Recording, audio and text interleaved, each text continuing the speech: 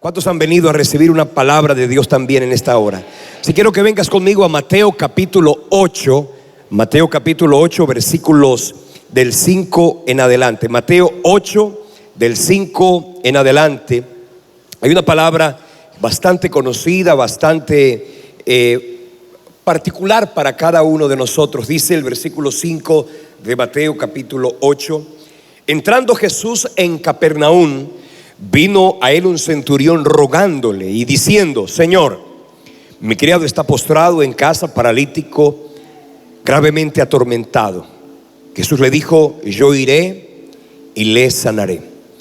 Respondió el centurión y dijo: Señor, no soy digno de que entres bajo mi techo, solamente di la palabra y mi criado sanará.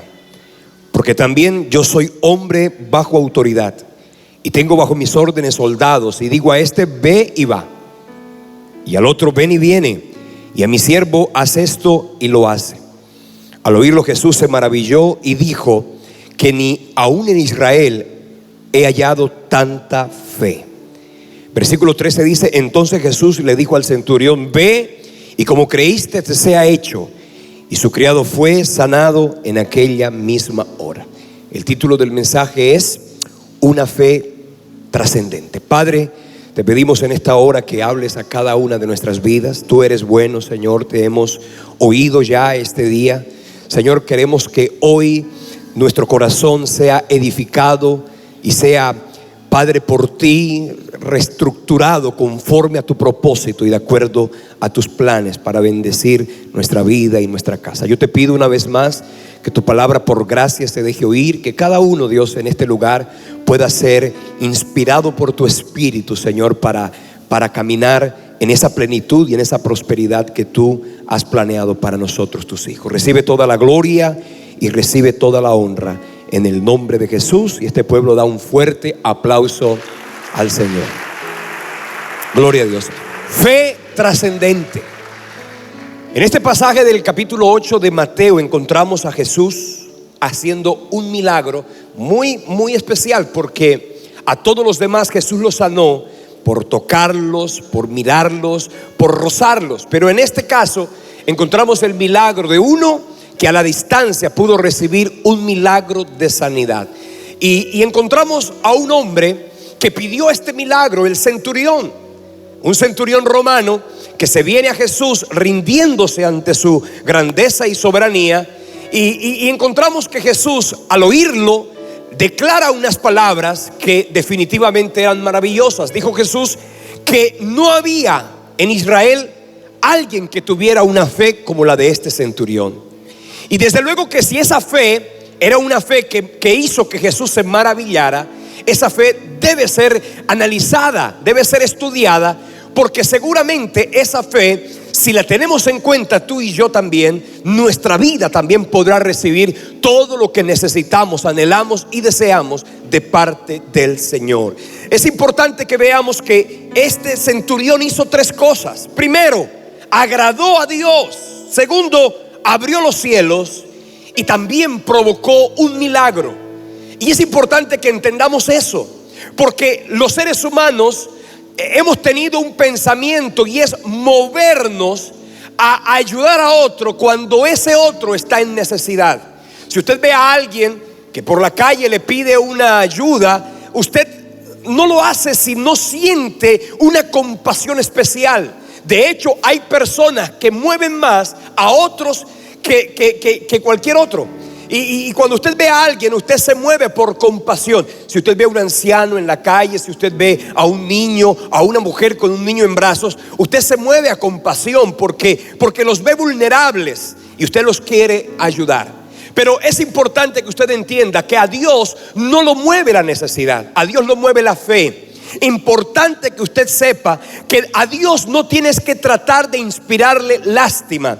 No pretendas con tu llanto ni con tu dolor inspirarle lástima a Dios, porque si hay algo que Él en realidad quiere hacer en tu vida, lo debe hacer como consecuencia a tu fe, a su palabra. Porque cuando tú y yo nos movemos y vivimos conforme a los principios de Dios, entonces nuestra vida y nuestra casa y nuestra familia puede ser bendecida tal como Dios ha determinado en su poderosa palabra del cielo. Amén. Dale un fuerte aplauso al Señor. Y vamos a estudiar entonces los elementos que hicieron que esta fe, la fe del centurión, fuera una fe efectiva, una fe activa, una fe trascendente. Y quiero que comencemos diciendo lo que veo en el capítulo 8, versículos 5 y 6. Dice: entrando Jesús en Capernaum, vino a él un centurión rogándole. Escuche esa frase: un centurión rogándole. Lo primero que yo veo aquí, el primer elemento es rendición. Diga conmigo: rendición. Un centurión rogando, un soldado romano rogando. Hermanos, los soldados romanos eran gente que estaba acostumbrada a la sevicia.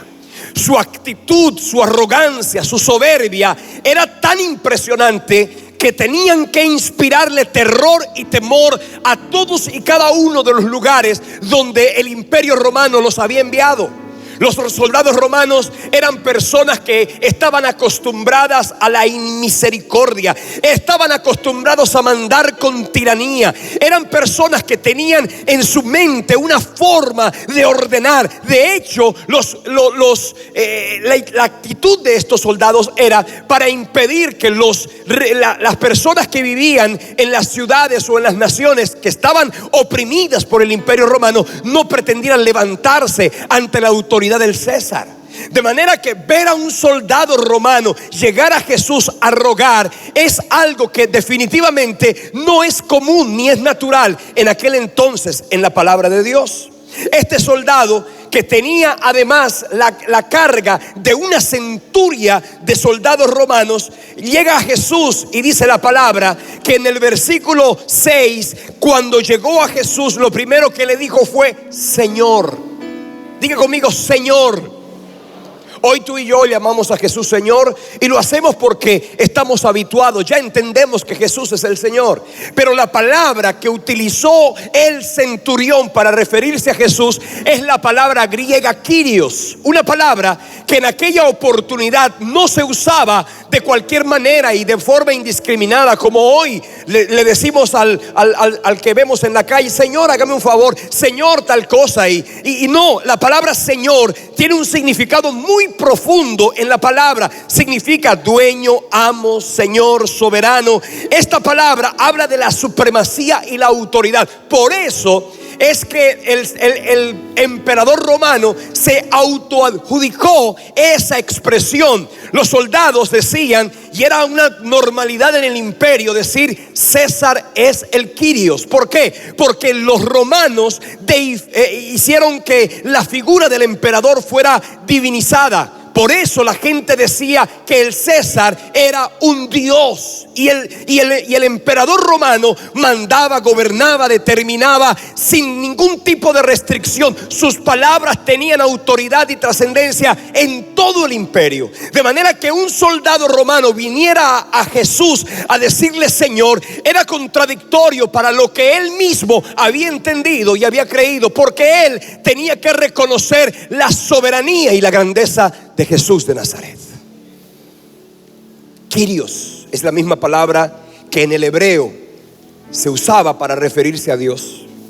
La palabra Adonai en la Septuaginta, que es una versión griega del Antiguo Testamento, encontramos que se utiliza la palabra Adonai para referirse especialmente a esa dignidad que los hebreos usaban para no llamar a Dios por su nombre, por la reverencia, por la sublimidad del nombre de Dios. Los hebreos llaman al mismo Dios Adonai.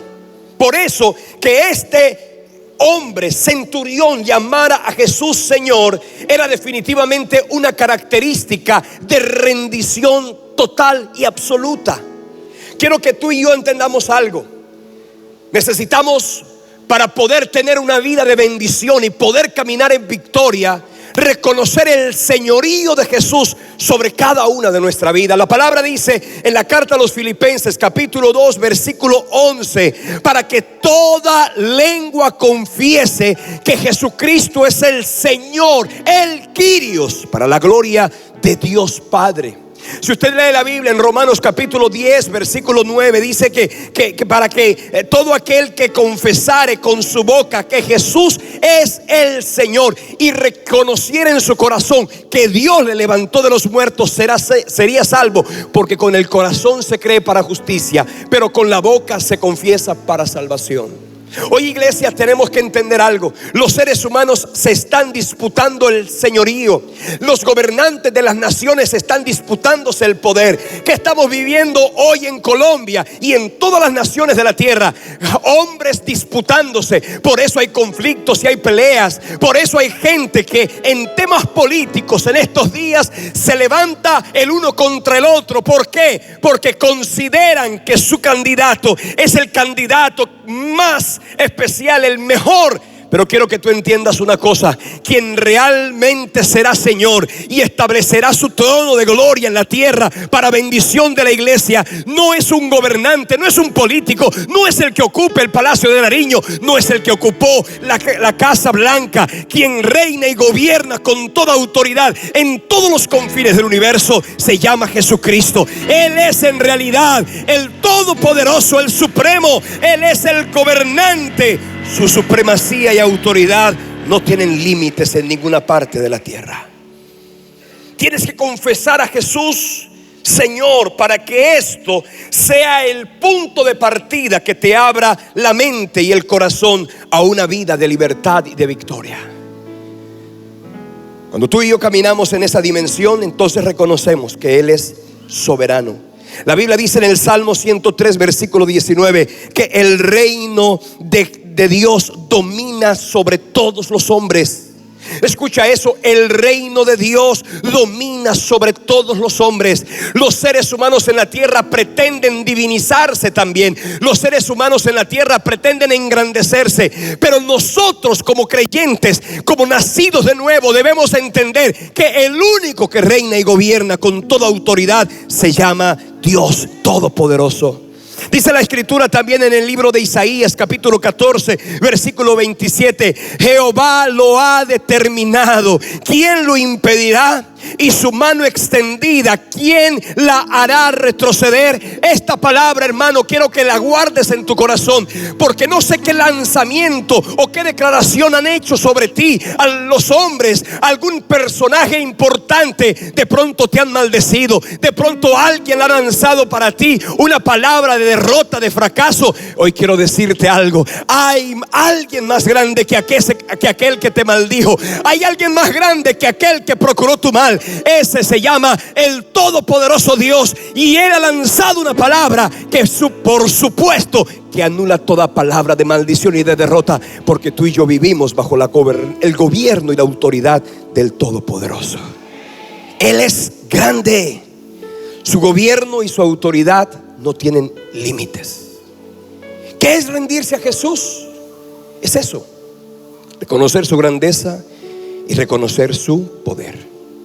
Pero también rendirse a Jesús implica reconocer nuestra condición. Escucha eso: no puedes reconocer la grandeza de Dios si no reconoces tu propia condición. ¿Cuál es en realidad tu condición? Dice la Escritura en el libro de Isaías capítulo 57 versículo 15: así dijo el alto y sublime, el que habita la eternidad y cuyo nombre es el Santo: yo habito en las alturas y en la santidad, y con el quebrantado y humilde de espíritu, para hacer vivir el espíritu de los humildes y para vivificar el corazón de los quebrantados. ¿Sabes una cosa?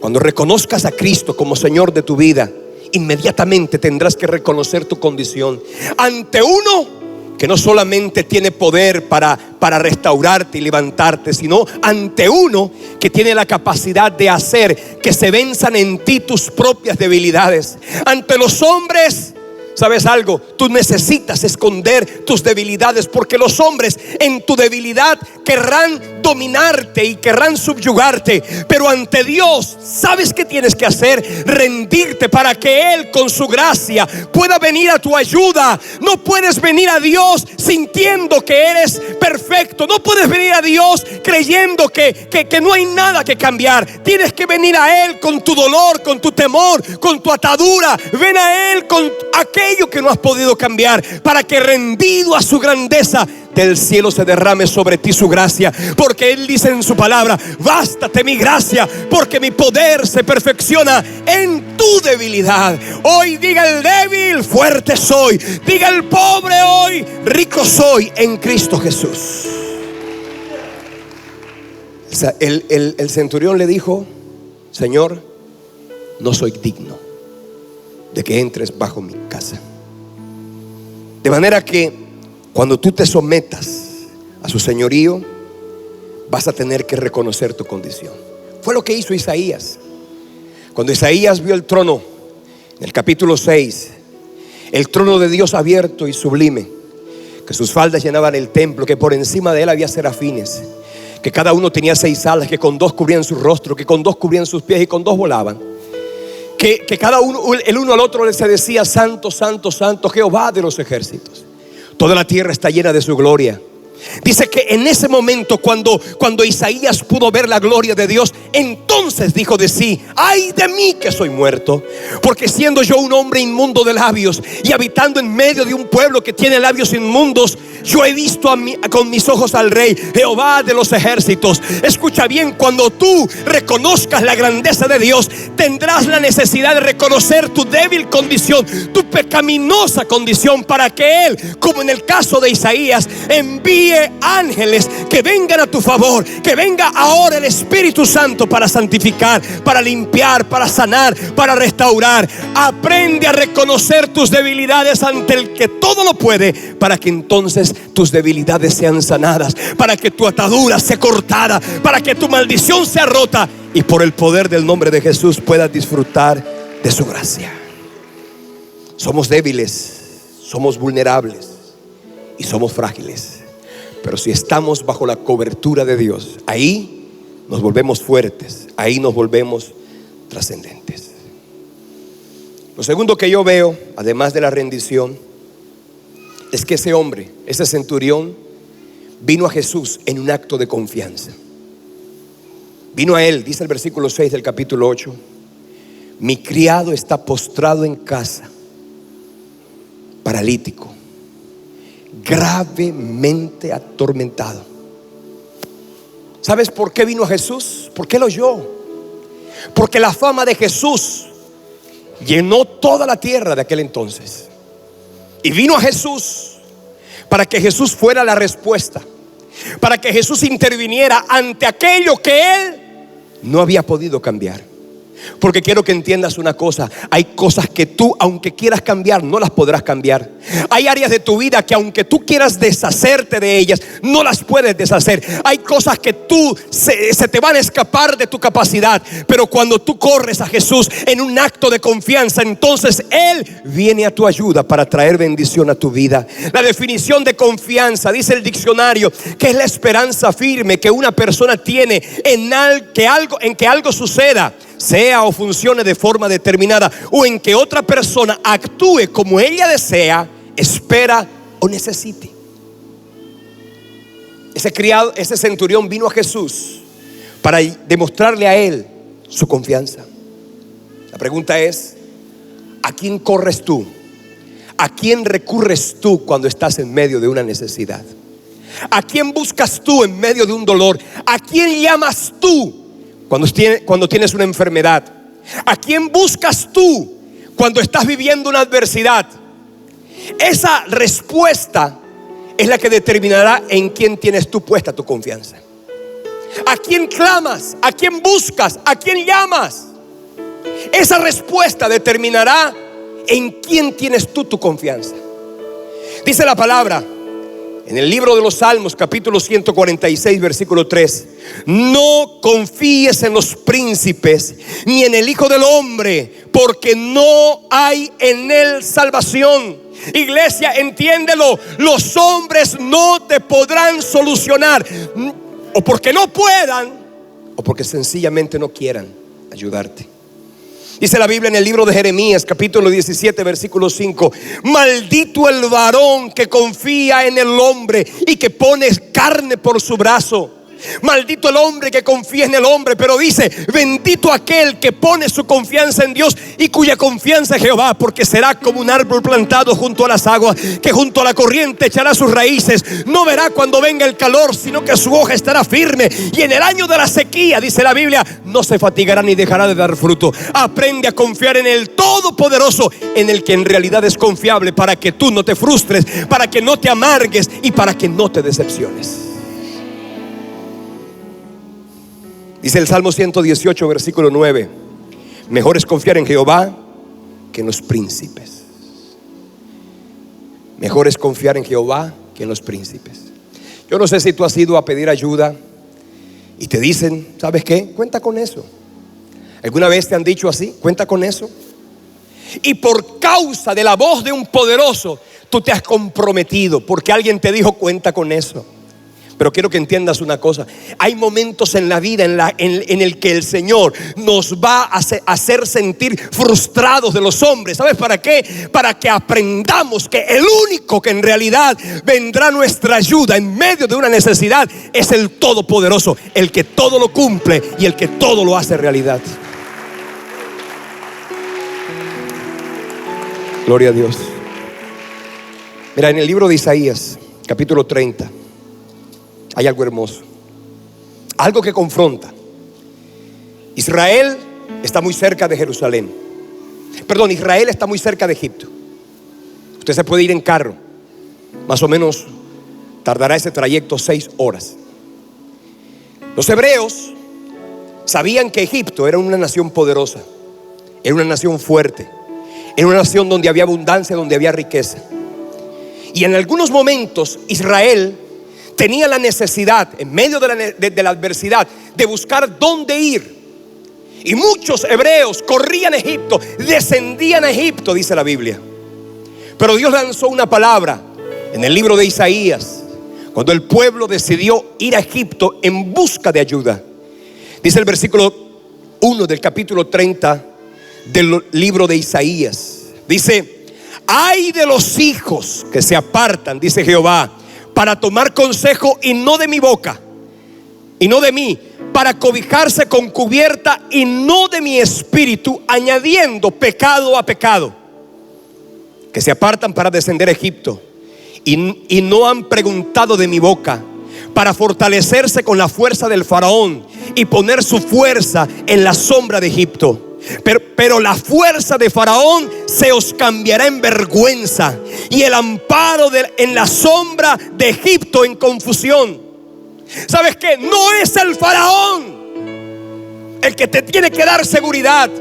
No es el emperador, por fuerte y cercano de él te sientas. Es que aprendas a recurrir al que verdaderamente te ama, te cuida y te defiende, para que nunca termines en la mitad del camino frustrado, amargado y sencillamente mal comprometido con los hombres. Porque déjame decirte, si tú has puesto tu confianza en los hombres, terminarás, como dice la Biblia, del faraón de este pueblo. Mas sin embargo, usted encuentra en la Biblia que Dios sí es digno de confianza. Dice la Biblia en el libro de Números 23, versículo 19: Dios no es hombre para que mienta, y Él no es hijo de hombre para que se arrepienta. Dice la Biblia en Isaías 14, 24. Esta palabra es hermosa. Isaías 14, 24 dice: Jehová de los ejércitos juró diciendo: ciertamente se hará de la manera como yo he pensado, y será confirmado como lo he determinado. ¿Sabes qué quiere decir eso? Que las promesas de los hombres son frágiles, son ambiguas. Las promesas de los hombres son superficiales y baladíes. Pero las promesas de Dios son firmes y seguras. Su promesa es tan grande que nadie podrá hacer que lo que Dios dijo Escucha bien, por maldiciones que quieras recibir, o por maldiciones que te quieran lanzar, o por malos pensamientos que sobre ti quieran los hombres proferir. ¿Sabes una cosa? Por encima de la maldad de los hombres, por encima del ataque de las masas, tú tienes que saber que tienes un Dios grande que te cuida y te defiende, y eso es suficiente para que tu alma tenga descanso y confianza. Salmo 89, versículo 34 dice: no olvidaré mi pacto, ni mudaré lo que ha salido de mi boca. Firma la Biblia, yo Jehová. Ahora, ¿cómo puedo yo confiar? Sencillamente tú no puedes confiar en aquel que no conoces. Si alguien en la calle te dice: por favor, préstame 30 millones de pesos, tú se los prestas. ¿Ah? Tú le vives soltando el dinero así a la gente.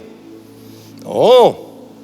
Hay maridos que no confían en sus esposas, tanto que me enteré que hay un esposo que le hizo firmar a la esposa una letra de cambio completamente sin valor y sin fecha, porque él sabía, es abogado, sabía que los títulos valor de este tipo a los 3 años prescriben. Entonces dijo: tiene que colócala ahí en blanco, fírmala en blanco. ¿Qué te parece eso? ¿Qué te parece eso? La gente confía en aquel que conoce. Por eso es que la gente se casa. Y lo primero, si alguien tiene plata, la primera discusión es: tenemos que firmar capitulaciones. Imagínate ese escenario en la notaría. Nos vamos a casar, voy a entregarte mi vida, te voy a entregar mi cuerpo, te voy a entregar mis sueños, te voy a entregar mis esperanzas, pero fírmame acá que esto es mío.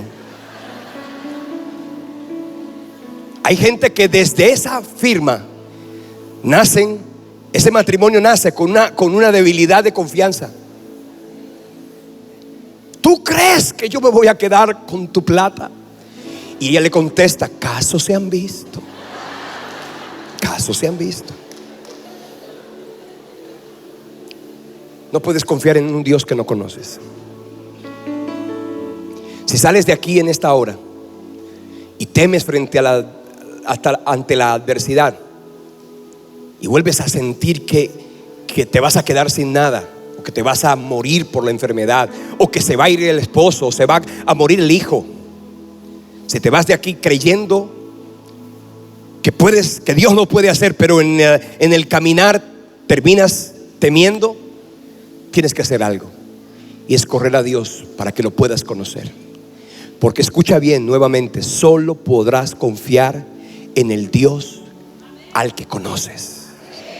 ¿Cuántos conocen a Dios aquí? Dale un fuerte aplauso.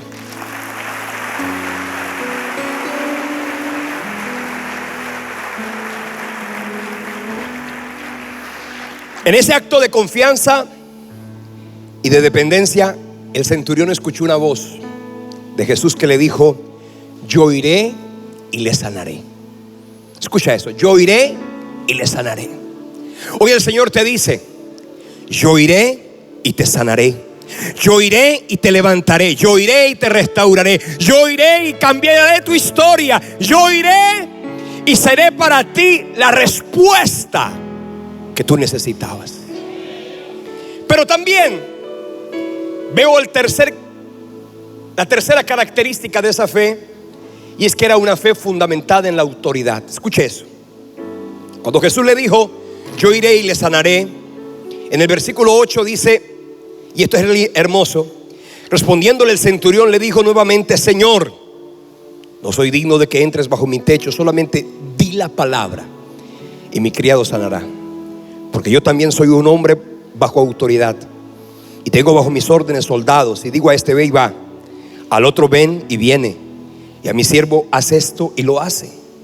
De manera que el centurión lo único que le dijo es: no es necesario que vayas a mi casa. Lo que tienes que hacer es lanzar la palabra.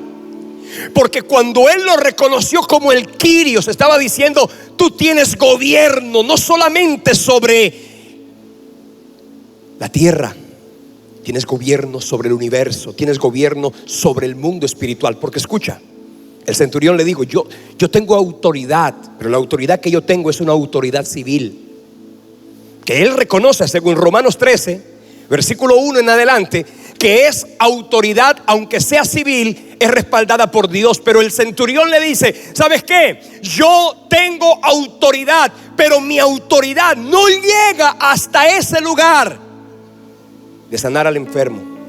Pero tu autoridad, por ser el Todopoderoso, llegará hasta la vida de mi criado, donde quiera se encuentre. Porque escúchame algo, los hombres tienen una autoridad limitada. El que te quiere ayudar tendrá un poder, por supuesto, restringido. Pero hay uno más grande que ese. Hay uno más grande que el poderoso de la tierra. Es el Todopoderoso, que te dice que donde quiera que te encuentras y donde quiera que te metas, allí Él tiene gobierno y autoridad para sanar, para restaurar, para levantar y para bendecir, porque Él es Dios. Oh, gloria a tu nombre, Jesús. Mira, Jesús tiene autoridad. En el mismo capítulo 8 vemos a Jesús en este pasaje teniendo autoridad sobre los vivos. En el capítulo 8 vemos a Jesús teniendo autoridad sobre la naturaleza. Entrando Él en la barca, sus discípulos le siguieron, versículo 23. Y aquí que se levantó en el mar una tempestad tan grande que las olas cubrían la barca, pero Él dormía. Y vinieron sus discípulos y le despertaron diciendo, Señor, sálvanos que perecemos. Y Él les dijo, ¿por qué teméis, hombres de poca fe? Y entonces levantándose reprendió los vientos y el mar, y se hizo grande bonanza. Y los hombres se maravillaron diciendo, ¿qué hombre es este que aún los vientos y el mar le obedecen? ¿Sabes una cosa? La naturaleza tiene que someterse ante la autoridad del Creador. Porque escúchame algo, Jesucristo no es un hombre normal y corriente. Él es el Dios eterno, que por su boca se hicieron los cielos y la tierra. La Biblia dice que en Cristo habita corporalmente toda la plenitud de la deidad. La Biblia dice que Él, a pesar de ser Dios mientras estuvo en la tierra, no estimó el ser igual a Dios como cosa que aferrarse, pero Dios le entregó autoridad, y con esa autoridad reprendió el viento y reprendió al mar. Porque quiero que tú entiendas, tú también tienes esa autoridad. La misma autoridad que Cristo recuperó para nosotros, te la entregó en Mateo capítulo 10 versículo 1, donde dice, llamando a sus discípulos les dijo, recibid autoridad, o les dio autoridad sobre los espíritus inmundos, y para que echasen fuera demonios, y para sanar toda enfermedad y toda dolencia. Óyelo bien, tú tienes autoridad de parte de Dios. ¿Cuántos saben eso? La misma autoridad que Jesús tuvo sobre la enfermedad, la misma autoridad que Jesús tuvo sobre, escuche, la naturaleza, y la misma autoridad que Jesús tuvo sobre el mundo espiritual.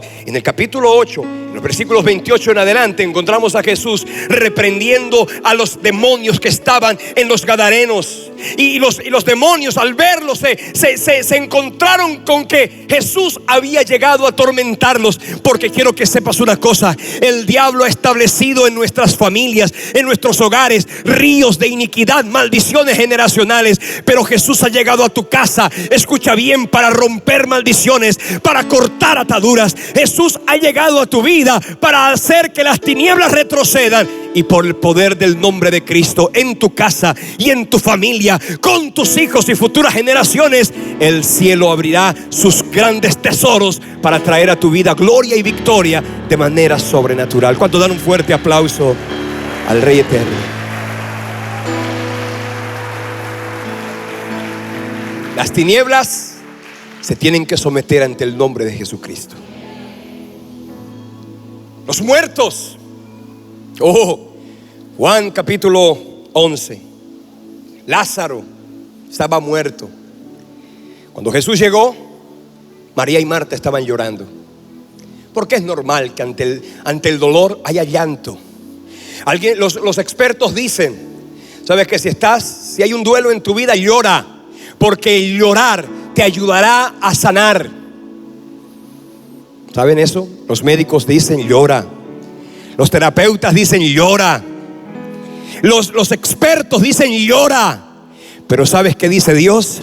reprime del llanto tu voz y reprime las lágrimas de tus ojos, porque salario y bendición hay para ti, te dice Jehová de los ejércitos. Por eso cuando Jesús llegó, dice la Biblia que le preguntó a Marta y a María: ¿dónde le pusisteis? Y ellas le dijeron: está en la tumba, porque al muerto hay que llevarlo a la tumba. En un acto de absoluta ya sin ninguna esperanza, lo pusieron en la tumba. ¿Y qué dijo Jesús? Vamos, porque voy a despertarle. Quiten la piedra, dijo Jesús. Y habiendo dicho esto, dice la Biblia que Jesús lanzó una palabra diciéndole: Lázaro, ven fuera. Y el que estaba muerto oyó la voz del Creador. El que había muerto ya hacía 3 o 4 días, ahora escuchaba la voz de aquel que hizo los cielos y la tierra. Y Lázaro volvió a vivir. Porque quiero que sepas una cosa: lo que el diablo mató en tu vida, el Todopoderoso tiene autoridad para traerlo a la vida en el nombre de Jesucristo. No hay por qué resignarse si tienes un Dios grande como el que tú y yo tenemos. No tienes por qué resignarte. Mateo 10:1 dice eso. Jesús les dio autoridad. Lucas 10:19 dice: he aquí os doy potestad de hollar serpientes y escorpiones, y sobre toda fuerza del enemigo, y nada te dañará. Mateo capítulo 16, versículo 18, leemos a Jesús diciéndole a Pedro: a ti te daré las llaves del reino de los cielos. Todo lo que atares en la tierra será atado en el cielo, y lo que desatares en la tierra será desatado en el cielo. Y dijo: las puertas del infierno ni el Hades podrán prevalecer contra la iglesia de Jesucristo. Sé que tienes la autoridad, pero escucha, ¿qué quiere decir eso, pastor? Que yo puedo decir en el nombre de Jesús y se opera el milagro. No, esto no es como Mandrake.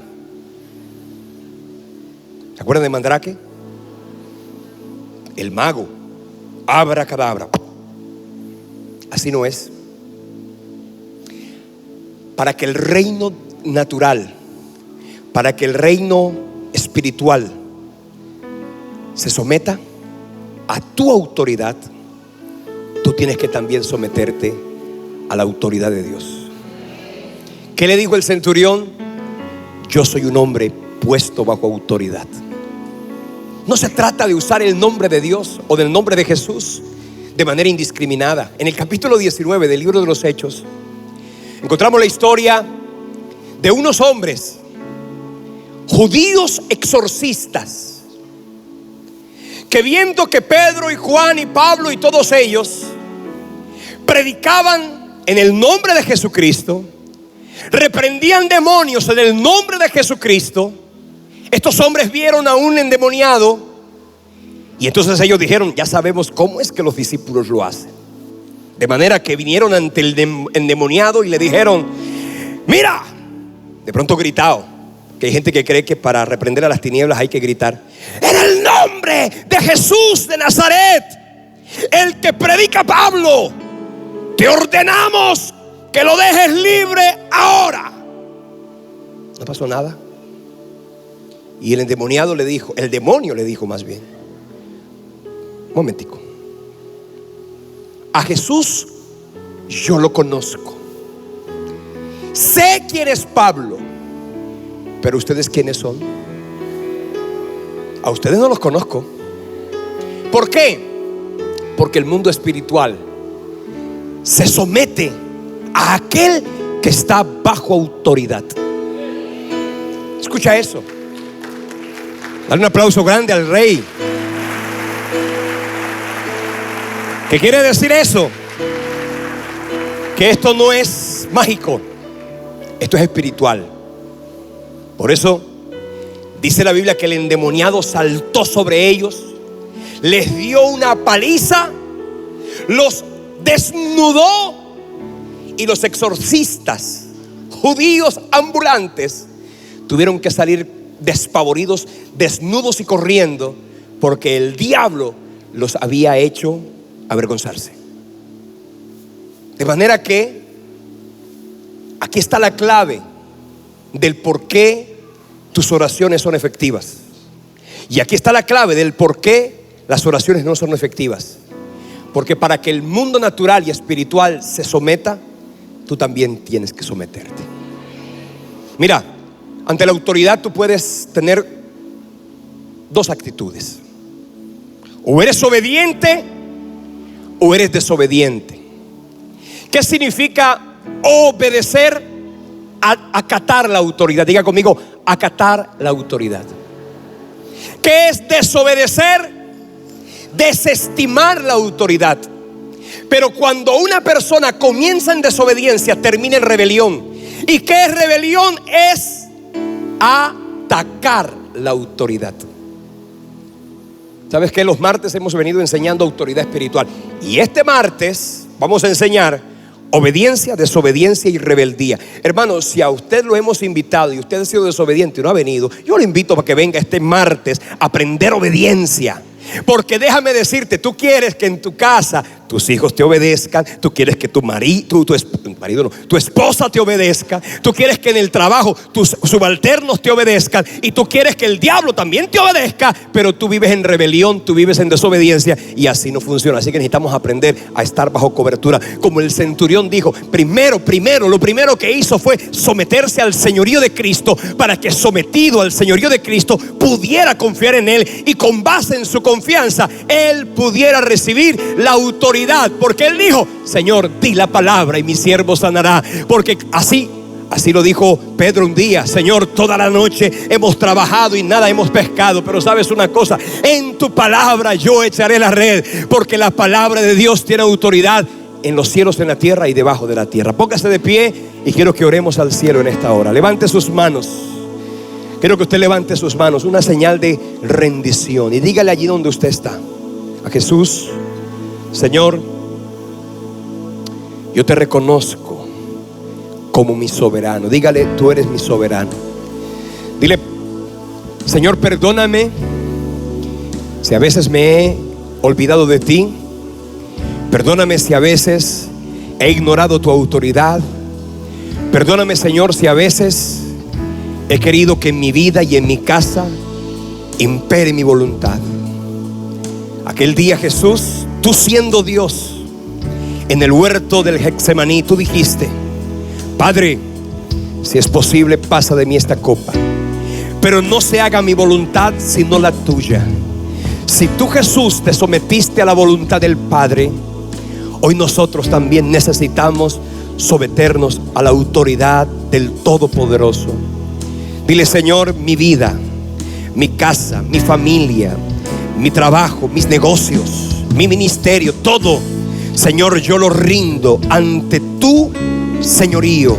Dígale: Señor, yo rindo mi vida ante tu señorío. Dile: Jesús, tú eres mi Señor. Dígale: Jesús, yo te reconozco como el Kyrios de mi vida.